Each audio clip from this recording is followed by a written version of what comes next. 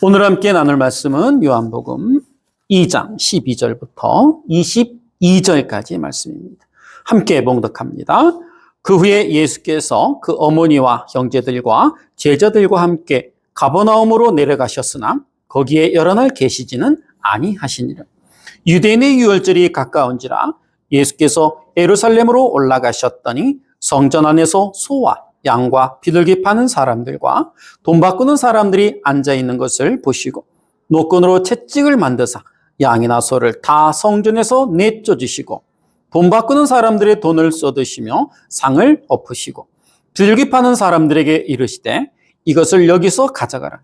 내 아버지의 집으로 장사하는 집을 만들지 말라 하시니 제자들이 성경 말씀에 죄전을 사모하는 열심히 나를 삼키리란 것을 기억하더라.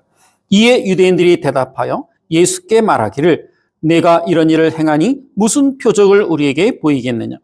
예수께서 대답하여 이르시되 너희가 이 성전을 헐라. 내가 사흘 동안에 일으키리라. 유대인들이 이르되 이 성전은 46년 동안에 지어졌거늘 내가 3일 동안에 일으키겠느냐 하더라. 그러나 예수는 성전된 자기 육체를 가리켜 말씀하신 것이라. 죽은 자 가운데서 살아나신 후에야 제자들이 이 말씀하신 것을 기억하시고 성경과 예수께서 하신 말씀을 믿었더라. 아멘.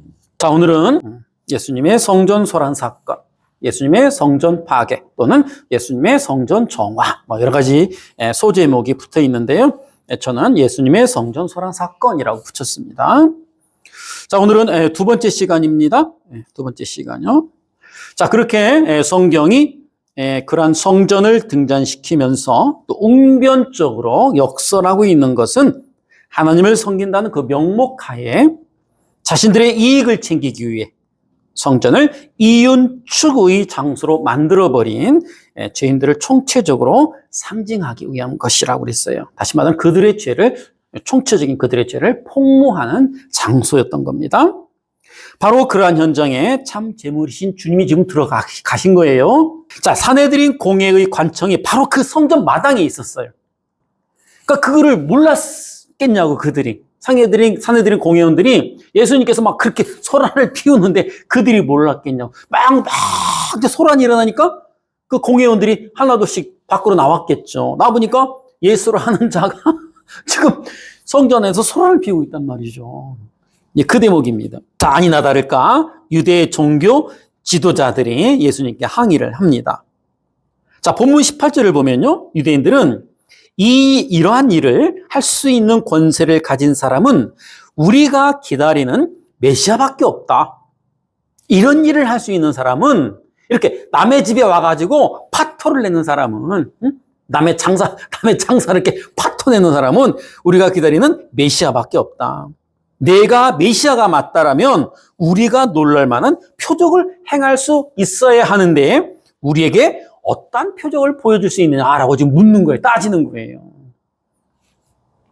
왜냐하면 유대인들은 메시아가 오면 대단한 기적을 일으키며 등장할 것을 철석같이 믿고 있었기 때문에 그렇습니다. 그냥 메시아가 그냥 얌전히 올 거라고 그들은 믿지 않았어요. 메시아가 오면 막 요란하게 올 거라고 믿었단 말이에요. 그들은.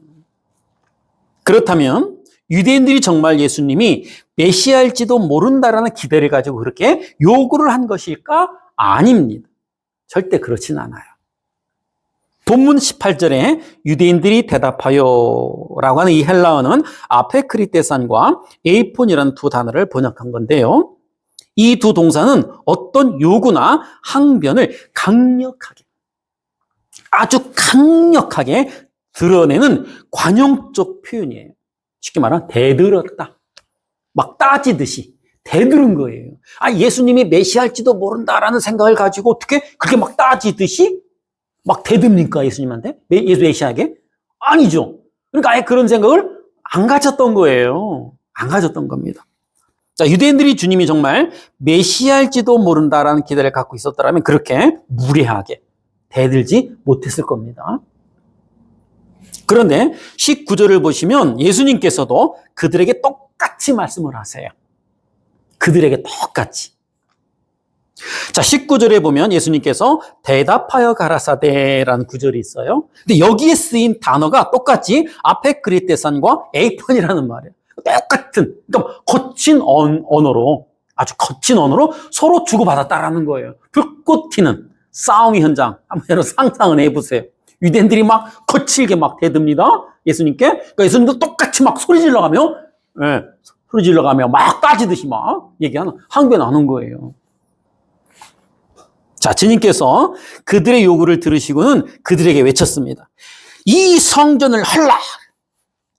이 성전을. 그들이 뭐 표적, 기적을 보여달라고 하니까. 그러죠? 그래, 그럼 이 성전을 헐어. 이 성전을 헐어. 내가 사흘 만에, 3일 만에 이 말이에요. 3일 만에 다시 일으킬 거야. 니들이 헐어. 그래서 그들이 황당하죠. 아니, 이 성전은 46년 동안에 겨우 지어졌는데 이걸 네가 3일 만에 일으키겠다라는 거야? 이런 사기꾼이 어디서 또 막 이랬겠죠. 그렇죠? 그렇잖아요. 46년 동안 지어진 성전을 헐어버리래요. 그러면 내가 3일 만에 다시 일으키겠다는 말에 짓겠다. 원상복귀 시키겠다는 말이거든요. 그 말을 들은 유대인들이 어처구니가 없겠죠. 아니, 무슨 이런 이상한 놈이 와가지고 성전을 헐라네? 3일 동안에 지가 일으키겠다. 아니, 46년 동안에 지은 거를 네가 3년 어떻게 일으켜? 싸웠겠죠. 막 서로 항변을 했겠죠. 여기에서 19절에 쓰인 성전이란 단어는 나우스예요. 성전이란 단어가 두 단어가 등장하는, 다 개념을 잡아서 정리해 놓으세요. 14절에 쓰인 성전 히에로는 성전 전체의 외용을 강조하는 단어입니다. 쉽게 말하면 14절에 쓰인 성전, 이 히에로는 성전만을 말하는 것이 아니라 성전을 중심, 센터로 해가지고 그 주변에 그 모든 산까지, 알겠죠? 아울러서 그냥 성전이라. 예를 들면 우리가 이제 종종 이제 지방에 내려갑니다. 어서 오셨어요? 내가 사는 곳은 서대문구 홍은중앙로잖아요. 근데 뭐라고 해요? 서대문구 홍은동에서 왔습니다라고 안 쳐. 주로 뭐라고 그래요? 어디서 오셨어요? 그러면 서울에서 왔습니다 그러잖아. 전체가 다 서울이니까. 이런 개념이라는 거예요. 서울 개념. 사실은 서울의 그 서대문구인데 이게 뭐라는 거예요? 히에론이라는 성전의 뜻이라는 겁니다. 전체를, 외형을 강조하는 단어. 그래서 당시 사람들은 성전하면 성전과 성전들, 그리고 그 부근의 감난산 일대까지를 포함해서 모두 뭐라고 그래요? 성전이라고 불렀어요. 그런데 19절에 나오는 이 성전, 나우스는 거룩한 성전 건물 자체만을 가리킬 때 쓰는 단어예요. 구분이 되죠? 이 나우스는 성전, 건물 그 자체만을 가리킬 때 쓰는 단어라는 거예요. 자, 그 단어는 요한계시록 21장에서는 예수 그리스도를 가리킵니다. 예수 그리스도. 그러니까 예수 그리스도가 성전이고 그 성전이 예수 그리스도라는 거예요. 그리고 또 우리를 가리켜 또 성전이라고 그래요, 성전. 자, 그리고 고린도전서 3장에서는 성령이 거하시는 성도들이라고 우리를 또 지칭하기도 합니다. 네, 그럴 때 어떤 단어를 쓴다라는 거예요? 나오스라는 단어를 쓴다라는 겁니다. 이거를 말하는 거예요. 그러니까 예수님께서 헐어라, 내가 다시 일으키리라 할 때 이 성전은 어떤 성전? 나오스. 알겠죠? 당신 자신을 지칭하는 거예요. 3일 만에 부활할 거. 내가 나를 살려내겠다라는 뜻이거든요. 자, 그러니까 주님은 지금 건물로서의 성전을 말씀하시는 것이 아니라 21절에 요한의 부연 설명처럼 성전이신 자신의 몸을 헐라라고 하셨던 거예요. 성전을 헐라. 내가 3일 만에 일으키리라. 이 말은 나를 죽여라. 이런 뜻이에요. 나를 죽여라. 자, 거기서 헐라라고 번역이 된 단어는 리사테라는 단어인데요. 파괴하다라는 뜻이에요. 너희가 나를 파괴하라. 이런 뜻이거든요. 너희가 나를 파괴하라. 그러면 내가 나를 다시 살려낼 거다. 이런 뜻이거든요. 자, 그러니까 그 말은 너희가 나를 파괴하라 라는 뜻인데, 그리고 이어서 내가 사흘 만에 일으키리라 라고 또한 대답을 하시잖아요. 그러니까 거기서 쓰인 일으키리라, 이 에게로는 다시 살리다 라는 뜻이에요. 다시 말씀드리면 스스로 다시 살아나리라 라는 뜻이에요. 그러니까 너희가 나를 파괴하라. 너희가 나를 십자가에 못 박아라. 그러면 내가 나를 3일 만에 다시 살려낼 거야. 이런 뜻이거든. 자, 표적을 보여달라는 유대인들에게 너희가 나를 파괴하라. 그러면 내가 사흘 만에 다시 살아나리라 라고 대답을 하신 겁니다. 자, 우리는 지난주에 이와 흡사한 상황을 마태복음에서도 보았어요. 확인해보고 갈게요. 마태복음 12장 38절 40절까지입니다. 그때에 서기관과 바리새인 중 몇 사람이 말하되 선생님이여 우리에게 표적 보여주시기를 원하나이다. 예수께서 대답하여 가라사대 악하고 음란한 세대가 표적을 구하나 선지자 요나의 표적밖에 보일 표적이 없느니라. 요나가 밤낮 사흘 큰 물고기 뱃속에 있었던 것 같이 인자도 밤낮 사흘을 땅속에 있으리라. 이 말이에요. 이 말. 표현 방법만 다르지 똑같은 말씀이죠. 자, 그러니까 우리는 여기서도 주님은 이 땅에 기적을 일으키러 오신 분이 아니라 십자가에서 죽으시고 사흘 만에 부활하셔서 죄인들에게 닫힌 그 하늘을 열기 위해 오신 분이라는 것을 우리는 다시 한번 확인할 수가 있는 겁니다. 자, 주님께서 일으키신 모든 표적은 전부 십자가의 죽으심과 부활로 결론 지어지는 것이라는 거예요. 그러니까 이 표적의 책은 십자가와 부활로 수렴되지 않으면 그건 전부 다 가짜입니다. 이 표적의 책에는 7개의 표적이 지금 기록되어 있죠. 수많은 표적을 행하셨지만 그 중에 7개만 굳이 수로 지금 책에 지금 옮겨져 있단 말이에요. 그것은 7이라고 하는 완전수, 충만수, 그거를 생각해서만 그런 것 같아요. 그러니까 이 모든 7개의 표적은 전부 다 예수님께서 이 땅에 오셔서 행한 모든 표적들은 십자가를 의미하고 부활을 내용으로 해서 우리에게 보여주셨던 사건이었는데, 근데 사람들은 그걸 곡해해가지고 자기 입맛대로 해석해서 가져버렸던 거예요. 또 거기에 대한 부연 설명, 또 설명을 해줘야 되니까, 너희들은 지금 그걸 잘못 받아들여서 그런 거 아니야 라고 또 이렇게 설명해주는 방식으로 구성이 되어 있다고 해서 표적과 오해와 강의 순으로 기술되어 있다고 그랬죠. 표적의 책은 그렇게 기술되어 있습니다. 그러니까 첫째 표적이 뭐였죠? 첫 번째 예수님께서 표적의 책 부분에서 맨 처음 일으키신 표적이 가나의 혼인잔치, 물포도주 사건이 있잖아요. 그러니까 이 물포도주 이 표적을 보여주니까 그를 오해해, 그들이 잘못 받아들여. 그거를 다시 설명해 주는 게 앞으로 우리가 지금 공부하는 예수님의 성전설화 사건, 3장에 나오는 니고데모 사건, 그 다음에 4장에 등장하는 사마리아 여인의 이야기, 사마리아 여인, 이 이야기는 뭐예요? 전부 다 가나의 혼인잔치를 곡해한 그들에게 다시 자세하게 상세하게 설명해 주는 표적들이에요. 아셨죠? 예. 그러니까 가나의 혼인잔치, 또 성전 파괴 사건, 니고데모 이야기, 사마리아 여인의 이야기, 이 4개의 표적은 뭐예요? 같은 내용이에요.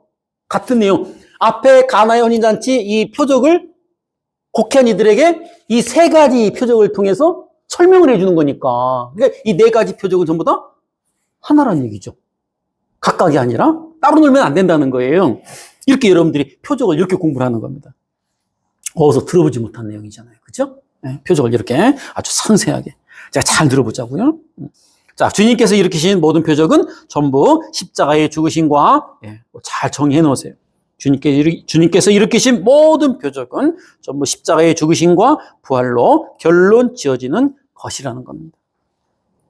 그러나 우매한 죄인들은 우리를 말하는 거예요. 우리 성도라고 하는 사람들도 그래요. 우매한 죄인들은 주님의 말씀을 알아듣지 못했죠. 주님은 이 일로 인해 십자가에 달리시는 날까지 유대인들의 조롱을 받으셨습니다. 우매한 죄인들이 예수님 말씀을 못 알아들으니까 십자가에 달리는 날까지 조롱을 받았던 거예요. 그러니까 비진리가 진리 행사를 한 거예요. 오늘날도 마찬가지예요. 복음을 열심히 전하면 그 복음은 다 묻히죠. 비진리들이 그 함성에 묻혀서 진리는 늘 가려집니다. 아니에요. 자, 마가복음 15장 29절에서 30절까지입니다. 지나가는 자들은 자기 머리를 흔들며 예수를 모욕하며 가로되 아하 성전을 헐고 사흘에 짓는 자요 내가 너를 구원하여 십자가에서 내려오라 하고. 얼마나 조롱을 받았어요. 십자가에 달리는 순간까지, 십자가에 달렸어요. 달려서 그 숨지는 순간까지 조롱을 받았다니까요. 야, 네가 얼마 전에 성전 헐라며?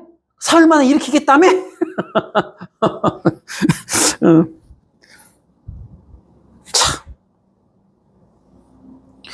아니, 다른 이들은 그렇게 죽었던 자도 살리고, 문둥병자도 회복시키고, 그 많은 사람들을 일으키더만, 아, 내가 너는 구원을 못하니? 조롱하는 거예요. 내가 그 십자가에서 내 능력으로 한번 내려와 봐. 이러시거든. 내려왔으면 큰일 나는 거예요. 내려왔으면 우리는 없는 거예요. 우리는 없는 겁니다. 자, 정의를 하자면 이런 겁니다.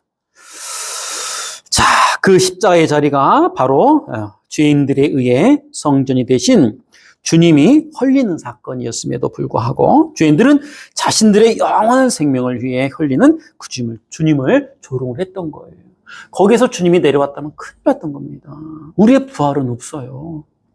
지금 예수님께서 성전에서 소란을 일으키시는 사건은 형식적으로는 하나님을 섬긴다고 하면서 또 자신들의 이 유익만을 챙기려는 유대교로 대표되는 그 죄인들의 행태 자체를 파괴하는 사건이었고, 또 그러한 성전 파괴라는 모형을 통해서 그 더럽고 형식적인 성전이 되셔서 죽으셔야 하는 자기 자신의 이야기를 하셨던 거예요. 자기 자신의 이야기. 다음 시간에는 이 사건을 조금 더 깊이 있게 이해하기 위해서 똑같은 이야기를 하고 있는 마가복음으로 가서 이 성전 파괴 이야기를 다시 한번 복습을 해보도록 하겠습니다. 기도하겠습니다.